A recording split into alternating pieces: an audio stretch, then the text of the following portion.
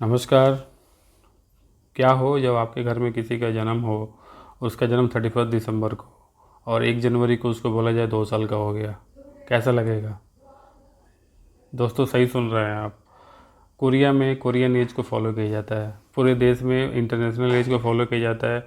और कोरिया में क्या किया जाता है फॉलो? कोरियन एज को, जो इंटरनेशनल एज से +1 हो सकता है या +2 हो सकता है। सपोज किसी का जन्म अगर दिसंबर में जन्म होता है तो अगले 1 दिन के बाद ही वो 2 साल का कंसिडर कर हो जाता है बच्चा। वो बच्चा 2 दिन का ही हुआ लेकिन 2 साल में कन्वर्ट हो जाता है वो। 1 जनवरी का हो या 31 दिसंबर का हो, 1 साल का कंसिडर होगा। जन्म लेते ही 1 साल का हो जाएगा, और जन्म के बाद फिर वो 2 साल का हो गया। जन्म अगर दूसरे साल में प्रवेश करता है तो 1 जनवरी को फिर वो 2 साल का हो जाएगा, +1 हो जाएगा वो। जैसे हम न्यूज़ की कटिंग देख पा रहे हैं, बीबीसी का news, South Korean become younger under new age counting law. फिर आपका इधर CNN का न्यूज़ है, South Korean become younger overnight after country scraps Korean as.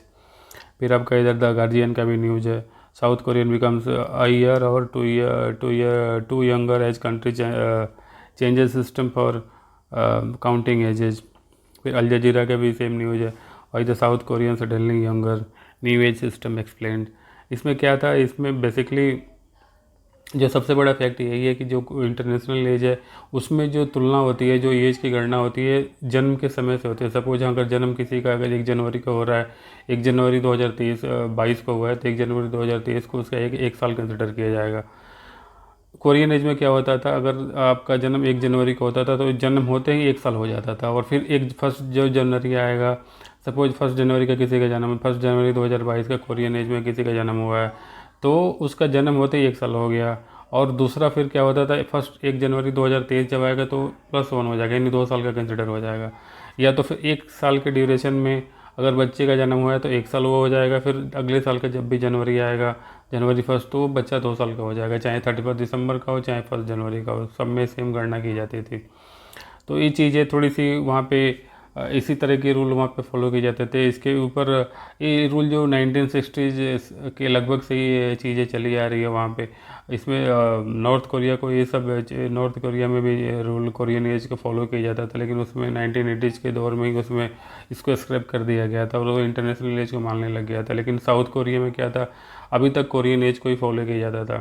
पिछले साल कुछ उसमें लोगों से इसकी कोरियन लोगों पे सरकार के द्वारा कोरियन लोगों के से राय मांगी गई क्या करना चाहिए, तो लगभग मोर देन 80% लोगों ने उसमें बोला कि नहीं, इंटरनेशनल एज को फॉलो किया नहीं जाना चाहिए, और जब ये इम्प्लीमेंट हो जाए रूल तो इंटरनेशनल एज को ही इसको स्क्रैप करके इंटरनेशनल एज की तरफ बढ़ा जाए। ज़्यादा चीज़ों को मतलब अच्छे तरह से चीज़ें ज़्यादा अच्छी रहेंगी, क्योंकि इसमें क्या है, इसमें बहुत तरह के बेनिफिट भी देखने को मिलेंगे। जो कोरियन लोग हैं उनके उनके लाइफ में, डेली लाइफ में काफ़ी सारी चीज़ें बदल जाएंगी एक तरह से। तो इसमें यही देखा कि काफ़ी सारे लोग जो अभी स्क्रैप पिछले महीने इसको स्क्रैप कर दिया गया, ऐसे एक वो ला के मतलब रूल ला के सब जितने भी पुराने जो चली आ रही थी परंपरा कोरियन एज की, उसको स्क्रैप करके न्यू जो इंटरनेशनल एज है उसको फिर वहाँ भी कंसिडर किया जाने लगा। इसमें लोगों में काफ़ी सारी खुशी भी देखने को मिली। काफ़ी सारे लोग तो 1 साल और 2 साल छोटे भी हो गए।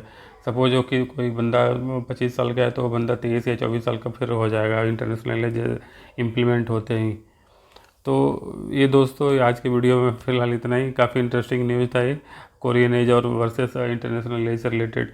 इसमें एक बार और फिर कहेंगे कि जब कोरियन एज का मतलब यही है कि अगर 1 जनवरी से लेके मतलब था कोरियन 1 जनवरी से लेके 31 दिसंबर के बीच में कब भी जन्म हुआ है तो 1 साल हो जाएगा, और नेक्स्ट जनवरी आते हैं तो फिर वो बंदा 2 साल का हो जाएगा। लेकिन इंटरनेशनल एज में क्या होता था, बंदा अगर 1 जनवरी को जन्म हुआ है 2022 को, तो 1 जनवरी 2023 को 1 साल का ही होगा। 1 जनवरी 2024 को फिर 2 साल का होगा। लेकिन ये बंदा 1 जनवरी 2023 को ही कोरियन एज में 2 साल का कंसिडर हो जाएगा। तो इसका बेसिक फैक्टर यही था। आज की वीडियो में फ़िलहाल इतना ही। वीडियो कैसा लगा कमेंट करके ज़रूर बताएं, ऐसे इंटरेस्टिंग वीडियो देखने, सुनने और जानने के लिए। और प्लीज़ चैनल को शेयर और वीडियो को शेयर ज़रूर करें और चैनल को सब्सक्राइब ज़रूर करें। आप सभी से हम्बल रिक्वेस्ट है। आज के लिए इतना ही फ़िलहाल। धन्यवाद। जय हिंद।